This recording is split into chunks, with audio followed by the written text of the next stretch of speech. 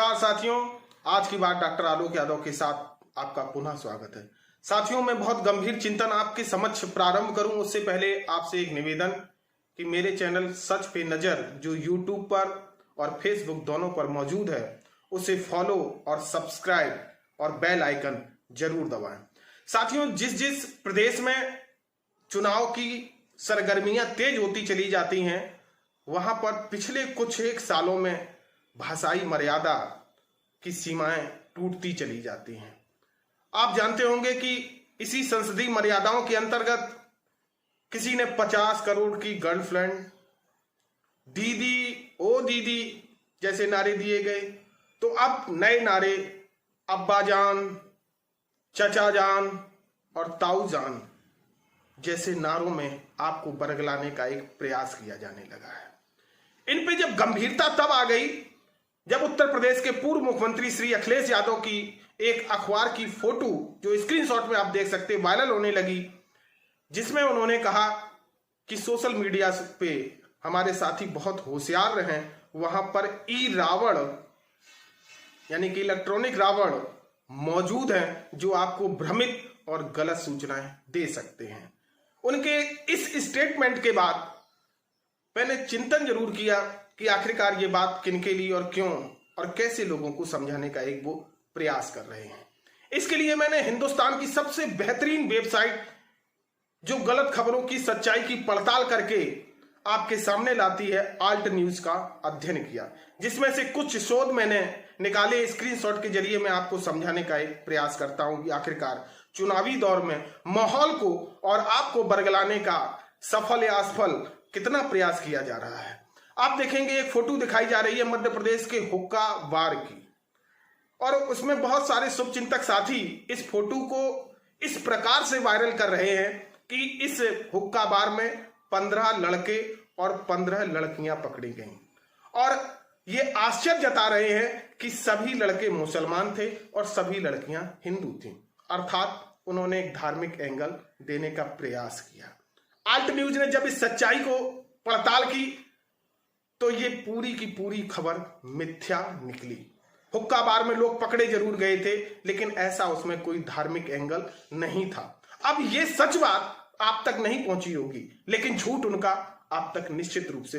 एक दूसरी खबर आप देखेंगे, मुजफ्फरनगर की किसान रैली में एक मौलाना जी के नाम से एक वीडियो शेयर किया गया, जिसमें ये लिख दिया गया हमारे साथियों के द्वारा कि थूक वाला हलवा उन्होंने खिलाया, हलाला जैसी ऐसी अनाप शनाप बातें आप देखेंगे स्क्रीनशॉट में लिखी गई हैं, और 2 अकाउंट को शेयर भी किया गया है।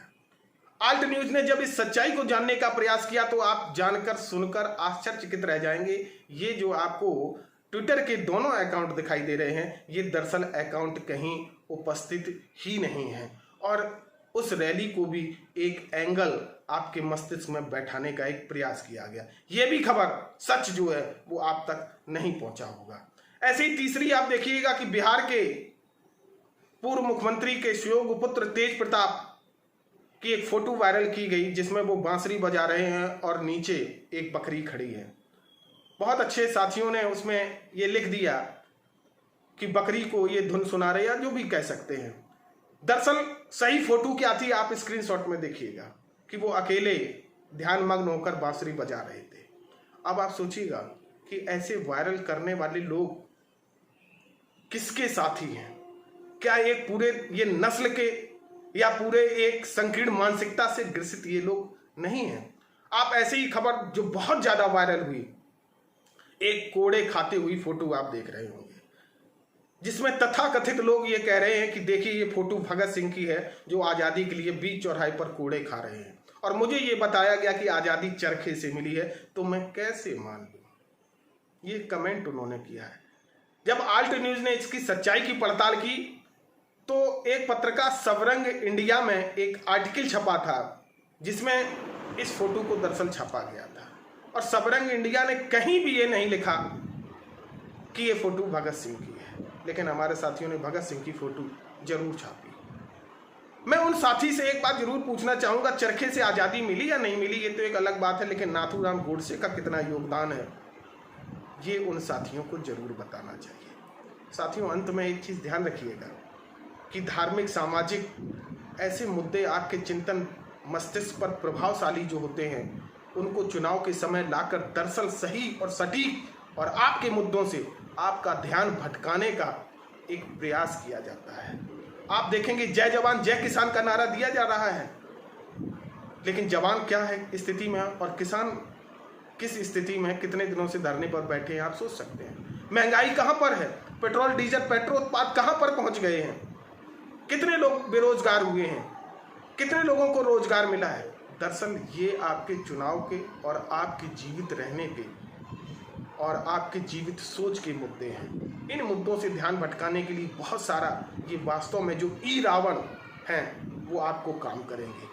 आप सचेष्ट रहिए, इन मुद्दों पे गंभीरता के साथ चिंतन करते रहिए और दरअसल यही मुद्दे हमारे राष्ट्र को और हमको आगे ले जाने का प्रयास करेंगे। इसी के साथ मैं आपसे विदा लेता हूँ। जय हिंद।